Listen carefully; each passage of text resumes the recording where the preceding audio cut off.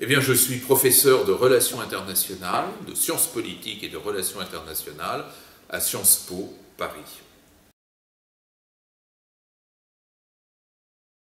Il s'agit de s'inscrire dans un débat qui avait établi, à l'initiative de plusieurs philosophes et penseurs, qu'on atteignait la fin de l'histoire, qu'en quelque sorte l'histoire s'était réalisée, accomplie avec le triomphe des valeurs de la démocratie, la fin des guerres classiques, avec les transformations technologiques, la mondialisation, le parachèvement de la décolonisation, on aurait atteint la fin de l'histoire.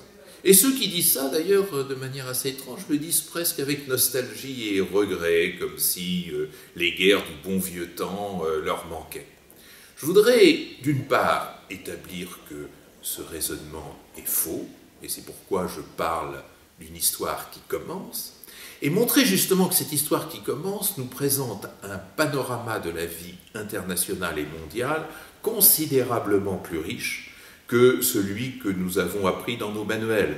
L'idée étant de dire notamment que les relations internationales ne sont plus réservées aux États, c'est-à-dire aux diplomates avec cravate et aux soldats généralement sans cravate, mais que nous entrons dans un monde où tout le monde agit sur la scène internationale, c'est-à-dire la scène internationale, c'est maintenant 7 milliards d'acteurs, autant d'individus, autant d'acteurs internationaux, et surtout, derrière cette entrée en masse des individus, facilitée notamment par le progrès technologique, ce sont les sociétés qui remplacent les États à travers ce que j'appelle la tectonique des sociétés, c'est-à-dire la confrontation, l'échange, parfois la solidarité qui se crée entre sociétés, apparaissent de nouvelles relations internationales sur le plan culturel, sur le plan religieux, sur le plan social, sur le plan éducatif, sur le plan de la vie de tous les jours.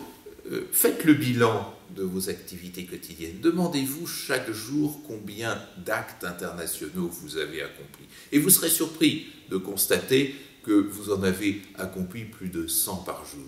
Si vous ne les trouvez pas, c'est que vous ne savez pas compter. À chaque fois que je viens en Espagne, je suis frappé par la complémentarité de cousinage qu'il y a entre la France et l'Espagne. Nous sommes confrontés aux mêmes problèmes.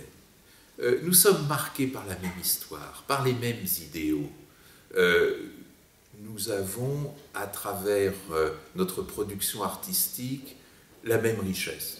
Vous savez, quand je vis en Espagne, la première chose que je veux faire, c'est voir le peintre préféré, mon peintre préféré, Goya, si bien rendu dans le musée du Prado.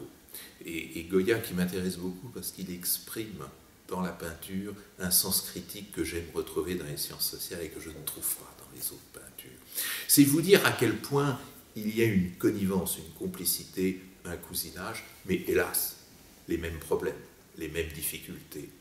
Peut-être la même difficulté, justement, d'interpréter et de comprendre les changements dans le monde. L'Europe n'est plus le centre du monde comme elle l'était du temps où le binôme franco-espagnol réglait le jeu international. Aujourd'hui, c'est autre chose. Et voilà pourtant la France et l'Espagne, deux pays qui se caractérisent par la richesse des ponts qu'ils sont capables de construire avec l'autre monde. L'Espagne, c'est évident, les puissances émergentes, le Mexique, l'Argentine, l'Amérique latine qui fait des progrès absolument extraordinaires, la France avec la francophonie, et je crois que l'un et l'autre de ces pays ne sait pas jouer le rôle de la modernité, comme si l'histoire était finie, alors qu'au contraire elle commence.